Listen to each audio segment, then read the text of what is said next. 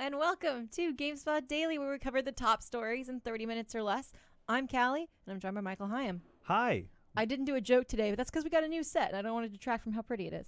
Oh, there's a little sum on our set over here. Let me take it out of the frame. This is. Oh, that's not part of the set. That's just a jacket. All right, the rest now of we're good. it, Now we're good. The rest of it, Emily Conti did just such a good job with our set, so we're very excited to be back. Check out our new set. We're nice and bright. I'm not dimmed by the lights anymore, so you can see my face. Whereas you can only usually see my teeth because I got big ass chompers. Well, anyway. You're welcome for that, by the way. Awesome way to start today's show. It's Monday, my dudes. It is Monday, unfortunately. I got it wrong. Yeah, that's okay. The spirit is the same. We got a lot of stories. We got stuff from the end of last week, over the weekend we're going to cover. We're going to do our best. We got Witcher 3, Campo Santo being bought by Valve, Nintendo Labo talk, all sorts of stuff. Yeah, things is popping off. It's April when you usually don't expect that much, but over the weekend we had some dope things, specifically on Friday. But let's get into it. Let's do it. All right, we got a lot of details about the Witcher Netflix series. So if you don't know, it's based on the books, not the games, just to be clear. First, let's get that out of the way first. Yeah, just to be clear. But showrunner Lauren Hissrich took to Twitter to talk about different details of the series. So we have a couple, and then we get quotes to back them up. So we're going to alternate. We're going to do this cool alternating thing. All right. The series will have 8 episodes. Only 8 episodes. It's so it's going to be a mini series, essentially, where it has a beginning and end, not essentially like going on for all of eternity or indefinitely. But yes, there will be 8 episodes as it stands. Hissrich said, I know, it may not seem like enough for you, but creatively, it's the right call. The episodes can be tight, action-packed, rich in character and story without lagging in the middle of the season. Sounds good to me. Sound good to you? Sounds good to me. I just like that. There's a little bit of edge in that. I like it a lot. Yes. The next part of the details that we have for y'all is that it won't likely release until 2020. 2020. That's quite a ways out. It is currently 2018. See, when I hear the year 2020 in my mind, I'm like, that's 20 years from now. Oh, you're in that mode too? I'm totally in that mode where I do all of my year math from the year 2000. I'm like, 1990 was 10 years ago. Oh, please don't tell me. But 2020 is only 2 years away, which is crazy. So Hissrich said, quote, "We're moving quickly ahead with everything, like my head is spinning around Exorcist style, except with enthusiasm, not evil possession." Okay. It's my favorite thing anyone's ever said. She's got a little sass. I kind of like it. This is my favorite thing anyone's ever said. She continues, but one thing is certain, quality comes before speed. You'll get it as soon as humanly possible, and it'll be good. Like that confidence. And part of the reason why it's not likely to come till 2020 is because there's only been one episode that's been put to script, and it is the pilot, of course. So she said, I finished the pilot, which, yes, will be polished more when we cast and shoot. The other 7 episodes don't exist yet, except in my head. And guess what? New writers are joining me soon, too. Dang. All right. This is a work in progress. Like, there's a lot that still needs to be hashed out for. I mean, they still need a cast. So don't expect this anytime soon. If you were, then you were probably tripping. So yeah, but don't trip anymore. We'll probably get more news about Cyberpunk 2077 before we get this Witcher Netflix TV series. Oh yeah, I'm sure. That's a Callie not guarantee. Finally, well, not finally, but the last of our big details is that filming will take place in Eastern Europe, which is not surprising to me. Hissrich said the show couldn't exist anyplace else, period. Also, I just spent 10 days surrounded by Slavic eye candy. I must come back soon. I don't know what that's supposed to mean. I believe she means attractive people. Oh, I was about to say the landscapes and the architecture is so beautiful. Maybe. Like I can't wait to come back. Or she's talking about Homeboys is looking nice out there. She's talking about some nice looking dudes. Hey, I'm down. Let's go. Assuming that she's attracted to dudes, we don't know. But, right. But I don't think, I really doubt you would call the landscape eye candy. Well, I would. I'd be like, so we're looking at. You would call a building eye candy? Yeah, man. Okay. Buildings can be sexually attractive. What do you think? What did she mean? Did she mean attractive people or attractive buildings? Let us know in the comments below. And don't quote me on what I just said. Please don't. All right. Or, go ahead. I don't give shit. do what you want to do. Hisridge previously said that she's including characters from the short stories and saga novels. Back in February, she wrote brief descriptions of some of her favorite characters and the fan favorites. So I think that included, obviously, Geralt. It included Vesemir. And that was the thing where Mark Hamill was like, Yes. who's this? I want to be him. He doesn't even know. He's like, he doesn't even know anything about The Witcher. If you recall, Mark Hamill is a treasure, and you should follow him on Twitter. Yes, because he does stuff like that.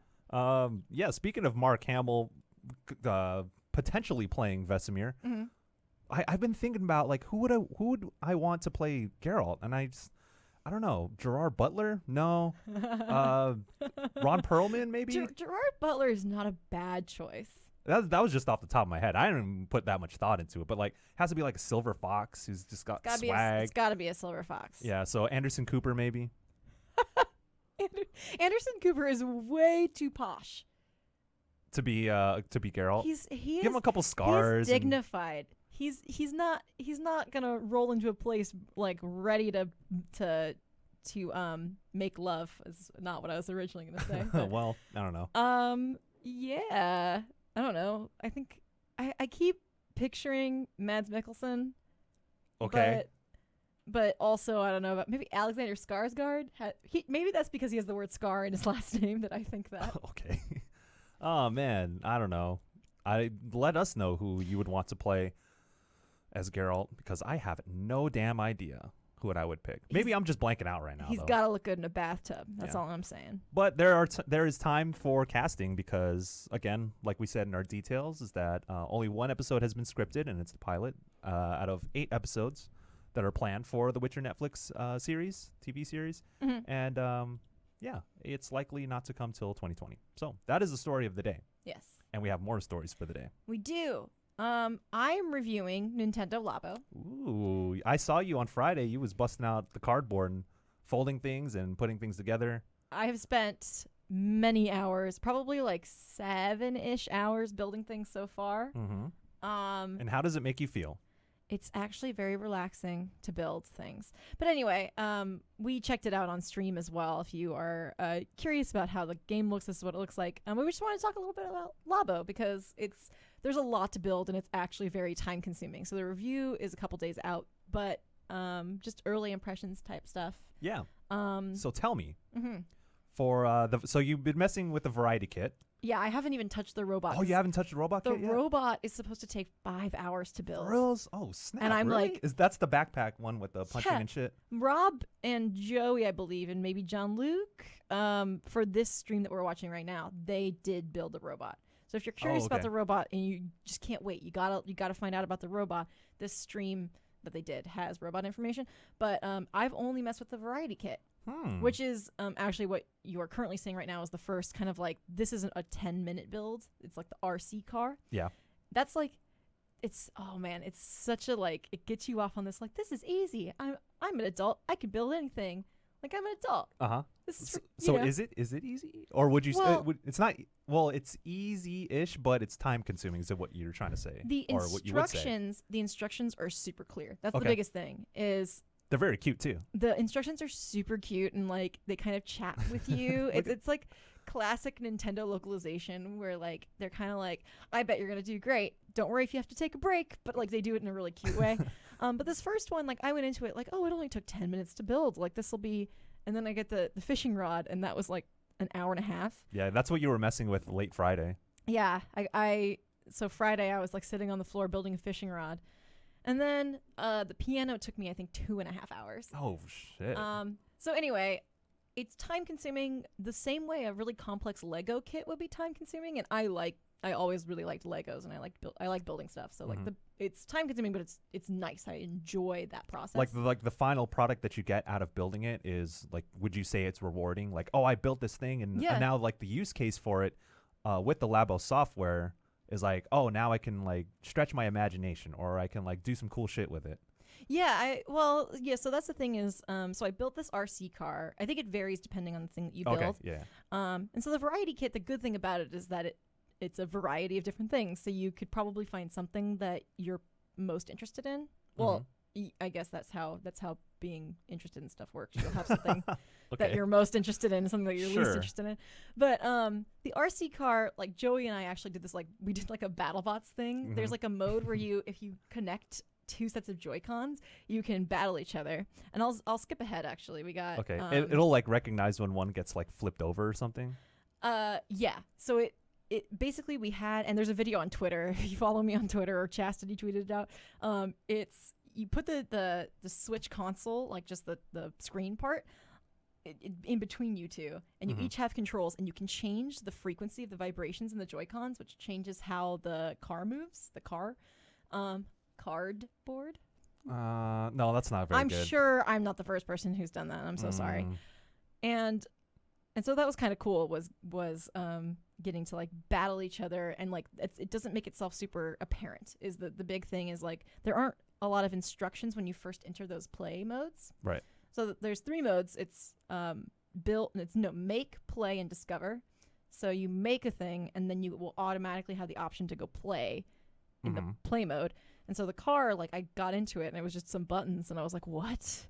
And then in Discover, you can discover how it works and what the game is. But you can also just have this opportunity to just like figure it out, which I thought was really cool. Yeah. I definitely think it's definitely for children. I don't want to. Okay. So There's a point where you. I was on my Twitter feed over the weekend too, but like everyone that I follow, which were grown ass people, they were all like tripping out, like, dude, this is so dope. I'm having so much fun. Like friends from back home playing, messing with this stuff too. Oh yeah. And then especially like Joey on Friday, when like as you can see right here, they built the piano, and it's essentially like music software is built into Labo, and then you can make your own like fire ass beats. I'm waiting for the next wave of Labo rappers to come out there with some like, I bet Metro Boomin gonna be on Labo making some dope ass beats. Brian Altano from he IGN makes music.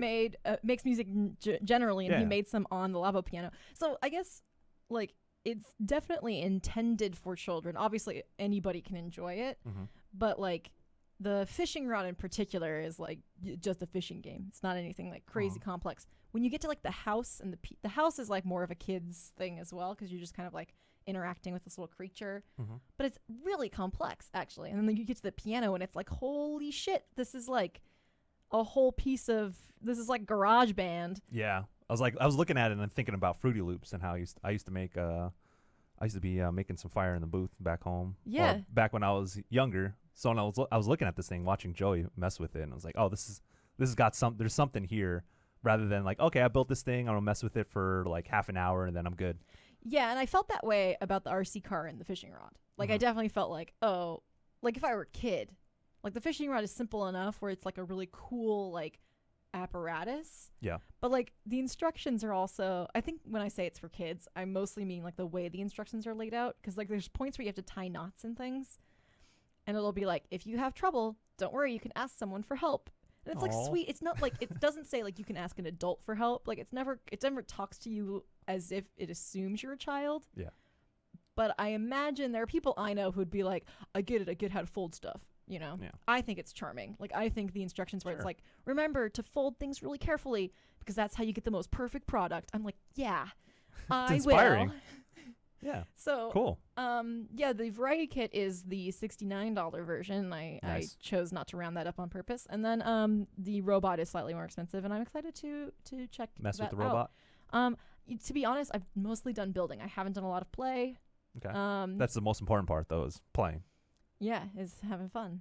Yeah. And so I'm excited to like play more with the piano, like experiment with the house, and like really see how far the depth of it goes. But the building portion is like up there with like some really cool Lego sets, honestly. Sweet.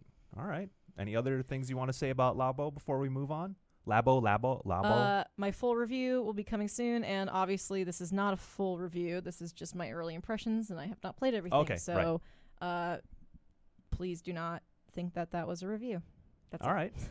Cool. Well, anyway, moving on from Nintendo to a big PC software distributor who used to make games has acquired a company that actually makes games. What?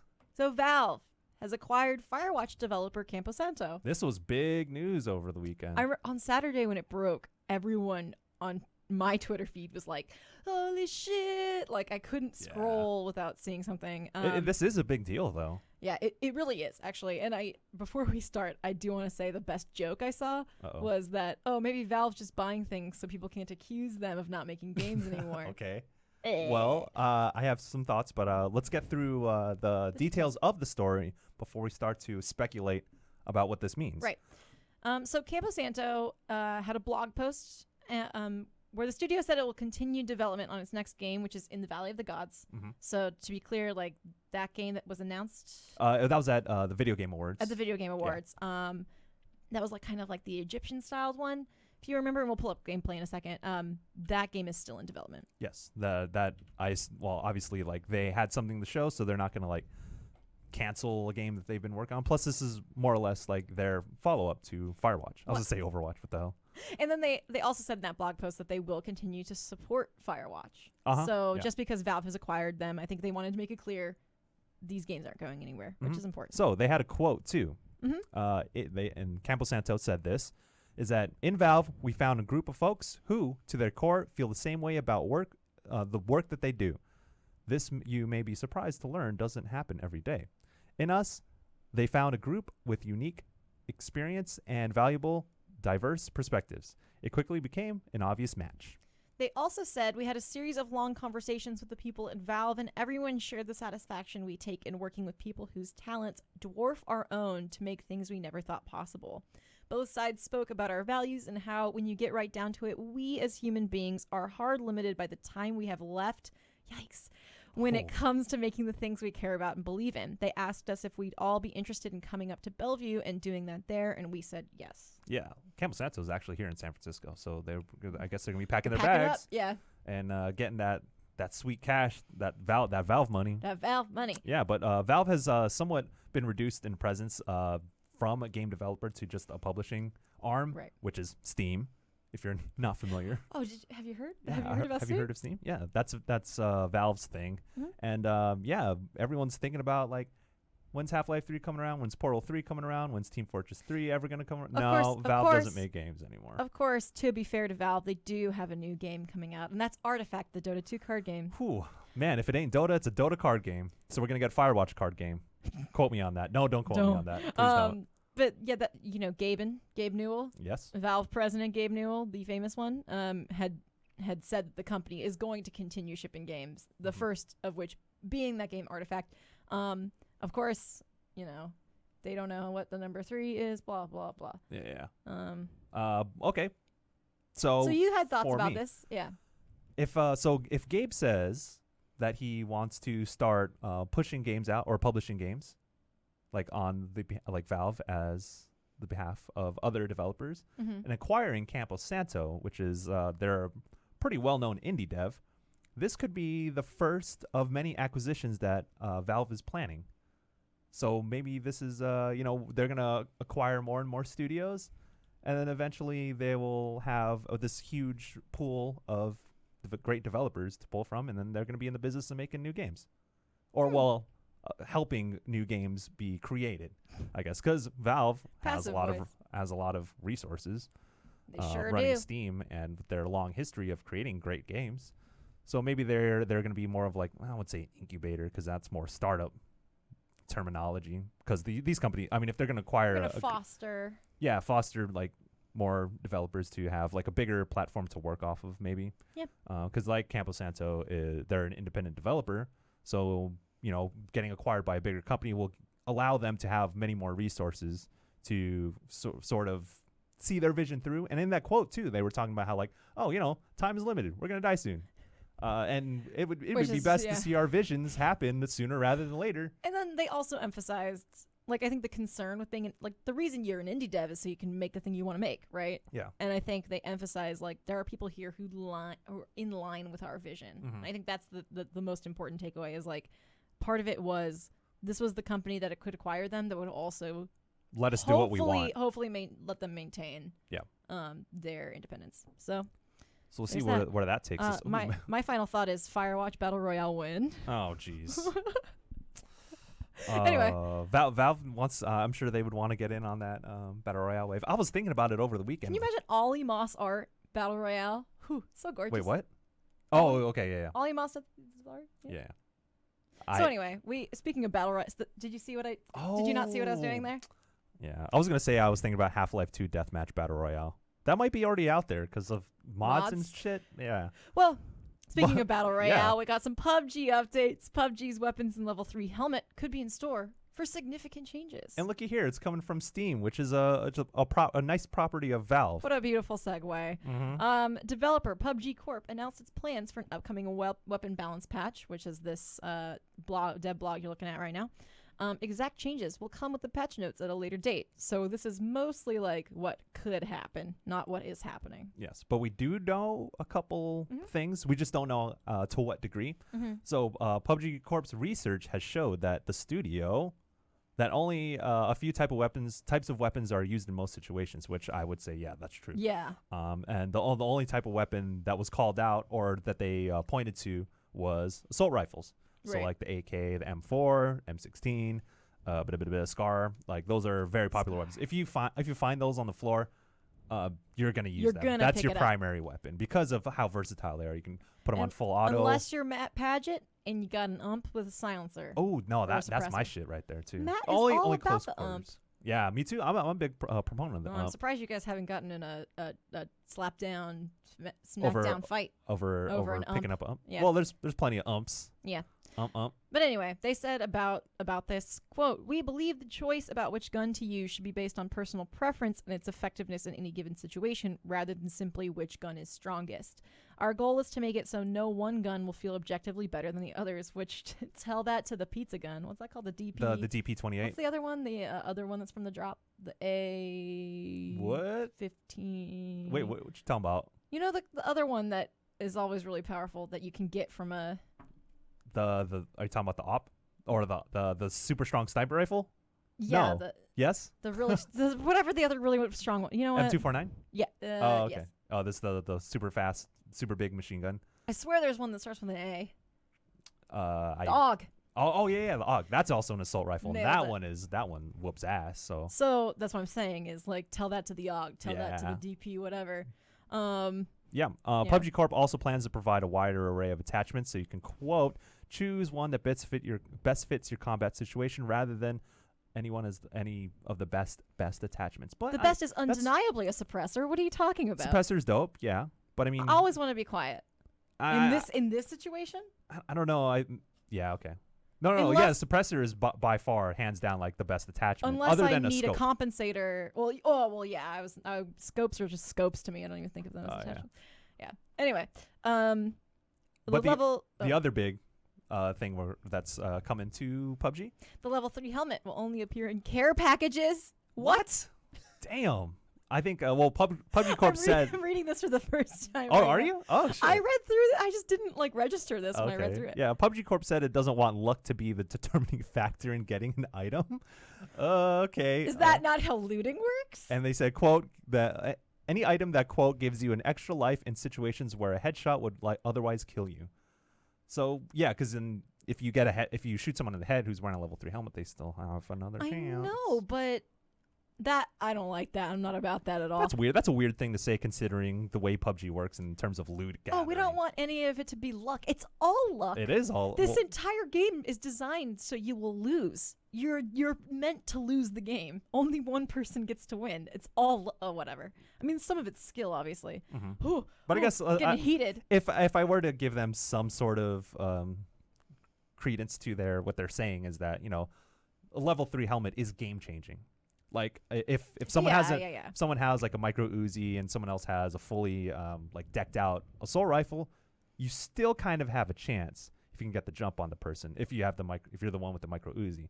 Whereas like in the late game, if someone has a level 3 helmet and you don't, that'll determine winners and losers. That's fair, as long as I can get a level 3 backpack. All changes will be on the test servers first. Patch notes will be released once the changes come to the live servers. God, I am nervous about that. And PUBG Corp plans to tweak and tune each weapon over time. Yeah. So PUBG's changes are constantly coming through, and it's always in the news because a lot of people. Oh, I need to watch my language, boy. A lot of people are still playing this game. It is still consistently the number one game, most gameplay Most played game on Steam. Ooh, man, I am. Yep. It's Monday. Lastly, PUBG Corp said this is the first time it's attempted a balance patch of this scope, to which I say, good luck. We are running out of time. We gotta. I think let's just go to our. Oh yeah, we got some quick ones for y'all. We got some quick ones. Well, let me take this PUBG gameplay off of here. We got Xbox One free games with gold for May announced. We can run through these extremely quickly. Yes, Super Mega Baseball releases. This is a new game. It releases on May 1st. Super Mega Baseball 2. Oh, Super Mega Baseball 2. It releases on May 1st, but if for PC, PS4, and Xbox One, but gold members of Xbox Gold Live Gold will get the game for free.